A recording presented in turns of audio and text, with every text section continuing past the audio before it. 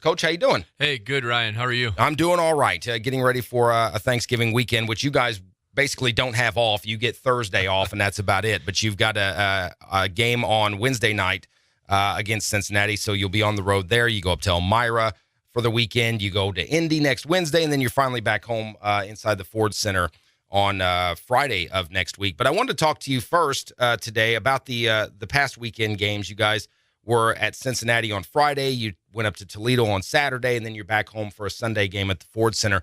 Does that travel schedule, obviously, for the sport you're in, with it being as physically demanding as it is, because you look at football players and football teams, they play once a week, right, in a sport that is also very physically demanding. Right. Yet hockey, you guys go out and you skate, and you play your game hard for 45 minutes every night. And then you got to get on the bus and you go to the next city, and then you do it all over again. Does that get any easier the longer you're in it, or how do you deal with that? Well, I think that, again, players start to learn their bodies. I wouldn't say it gets easier. I think you do get accustomed to it, though. But at the same time, it's a real taxing process, especially 3 games in 3 days consecutively like that. And, when you throw in an overnight travel like what we had coming into Toledo, I think that's where I really give our guys and our team a lot of credit. I mean, I thought we had a great effort on Sunday here, and, we came out with the type of energy that we've needed to have. And, again, I felt like we had a real disappointing effort maybe on Friday night, not the effort that I was expecting or want out of our hockey team. Saturday night, I think we did some things uncharacteristic of our hockey team that put us behind early and couldn't climb out. But I felt like in the third period up in Toledo, our group really started to show its competitive spirit. And, we got involved in some things that, I think bring your team together. And I think it carried through till Sunday. And I'm looking forward to this week now. Again, kind of winding down a real busy month here with this schedule. But, the way it's set up and with what's kind of gone on here in the last week, I'm really looking forward to us getting on the road and getting going. Well, I think you may have kind of answered the question there. I was going to ask you about the way the trip went with losses Friday to Cincinnati and then again in that Toledo game. But you come around and you win one at home against Greenville. And what worked for you on Sunday that didn't on Friday and Saturday? Well, there's a lot of times where we're kind of our own worst enemy at times, and I felt like that's the way we were on Saturday night. I thought Friday night we really, like I said, I thought it was disappointing from our team standpoint. I think that we have to be, better in all areas with regards to how we played on Friday night in Cincinnati. And, but I thought Saturday night, again, the competitiveness is there, but we just seem to make some mental errors or some mistakes at some critical times, and the game gets away from you. I mean, and again, not taking anything away from them. They have a good team right now, and they're playing well right now as well. So, but at the same time, too, you have to take the challenge in front of you. And that's where I was really impressed with our hockey team. I felt like, we showed a lot of competitive spirit, like I said, in the third period, and I think it carried over to Sunday. And we really had an attitude of togetherness and wanting to win on Sunday, which really was the result. Talking to Evansville IceMen head coach Dwight Mullins, his weekly segment In the Crease. It's Ford and O'Brien, ESPN Evansville 105.3 and online, ESPNEvansville.com. We had the chance to talk with Kevin Harvey on Monday. Kevin obviously made some headlines over the weekend because of that Toledo game and the fight there towards the end, about midway through the third period, with the whole Riddler and Batman kind of aspect being thrown around. But what I found interesting when I talked to Kevin was I kind of just said, so what led up to it? Because, was there something going on during the game that you and this guy just whatever? And the way he explained how it all came about was interesting to me. Like it was the nicest way to get into a fight ever. It's like I asked the guy earlier if he wanted to go. He said not right now, maybe later. And then when you watch the video, there's a face-off, and he and Lample are off to the side, and they just kind of give each other a nod, and the gloves come off, and there it goes. It lasts about 10 seconds. It's all said and done.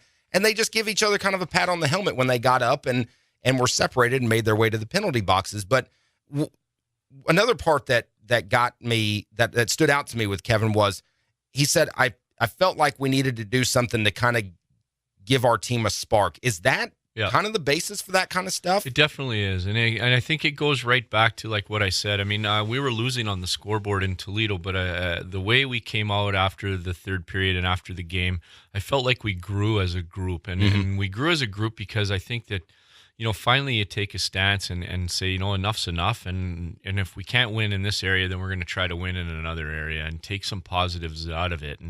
And when things like that, when there's events like that or things like that happened on Saturday night, and then again, obviously there was a little bit on a larger scale on Sunday. From what I hear, that brings your group together. Yeah, it really does. It's a band of brothers in there, and you start to learn to trust each other, and you know that somebody's got your back, and when you gain that confidence as a group, then your team usually starts to make a step moving forward, and that's really what you're trying to do with the group of guys is get them to really take care of each other. And, Kevin's a perfect example of somebody that understands his roles and responsibilities, but he also understands the importance of the timing of things and how it can really help a team kind of grow out of something that maybe could be negative. Well, and that was going to be my question for you. You've been in the sport for a long time.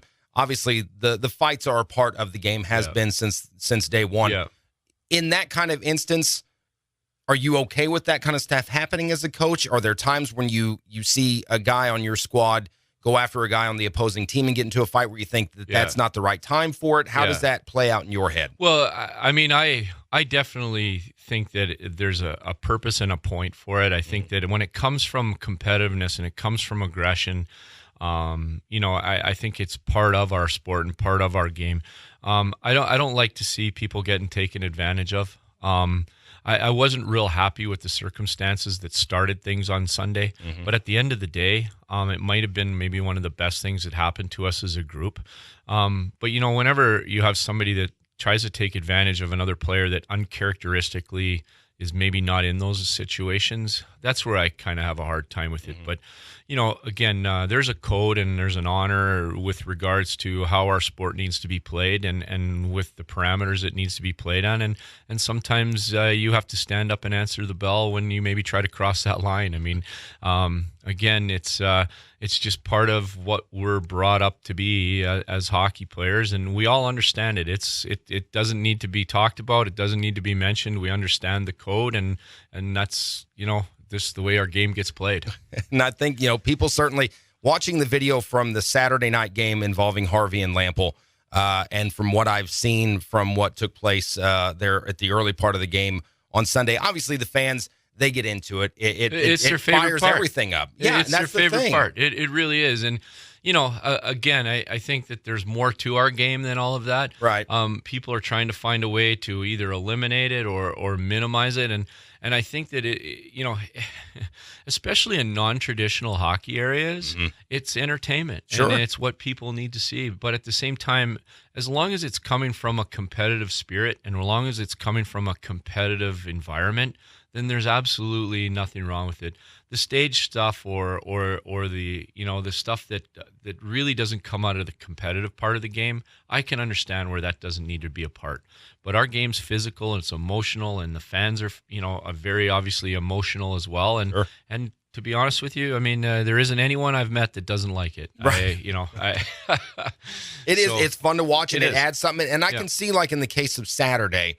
Now, it wasn't a home game for you at Toledo, but maybe even in Sunday, it gets the crowd into it too, and it fuels that fire that the team may need to try to get themselves a win for the night. It just gets everybody on the edge of their seat. There's no doubt. If people get up and it's exciting. I mean, it always has been. Always has been. Evansville IceMen head coach Dwight Mullins joining us in studio for his weekly In the Crease segment. It's Ford and O'Brien, ESPN Evansville 105.3, and online, ESPNEvansville.com. Let's get away from what took place on the ice over the weekend. You guys have made some roster moves, as is customary in this league. It seems like we're always talking every week. You're bringing this guy in, this guy's gone. A guy that you're bringing in, tell us a little bit about Jimmy McKenzie. Yeah, actually, Jimmy McKenzie's a big two-way power forward. He really, when I look at over the last 12, 14 games that we've played, I really think that he embodies what I want our team to play like. He has the ability to score, but he can play with pace. He's a big size, he's a big-bodied guy. And, he spent a little bit of time here before a couple of years ago coming to Evansville and wasn't here for very long, actually. But he spent a lot of time last year in the American Hockey League again, he's a power forward, a two-way forward, somebody that I really think can help us. Especially, he just really adds to the core of our hockey team if we do end up having call-ups and things like that. Mm-hmm. So I'm excited about getting him into the lineup in here and getting him going. He'll be in the lineup here tonight against Cincinnati, and we look forward to him being a great addition to our hockey team, and I think he's a fun player for fans to watch. Well, and you also get back a guy that was a big part of the early part of the season for you before getting recalled back up to Utica, and now he's back again. Patrick Kennedy back on the roster again. You guys were 4-1, 0-1 with him, 1-6, 0-0 without him. What does he bring back to the table? And you got to be happy about the fact that you've got him back on the team. Well, again, another, high-end player, especially for the East Coast Hockey League level that we're happy to have back. He was a big part of our great start, and, we'll look for him to continue. And, again, whenever you can add pieces like that, it just starts to build depth back to your hockey club. And so, we're looking forward to it. I mean, it's nice to have those pieces back, and, we need to find a way to keep moving forward with the hockey team, and having guys like that really help. Yeah, I'm sure it does. You guys, another road trip for the weekend, spending Thanksgiving on the road. You've got Cincinnati Wednesday night, as we mentioned earlier, back up to Elmira for 2 games on Friday and Saturday. You're in Indy on Wednesday. Now, I know you're Canadian by birth. How long have you been in the States? Yeah, almost 20 years. So okay. I don't even know, to be honest with you, this might be sad, but I don't know if I can tell you when the Canadian Thanksgiving is. Well, you know what? I was going to ask you about it, but I thought, you know what? There's an internet thing that they call Google, and I looked. It was October 12th because I didn't know if Canadians, if they had their own version of it. Yeah.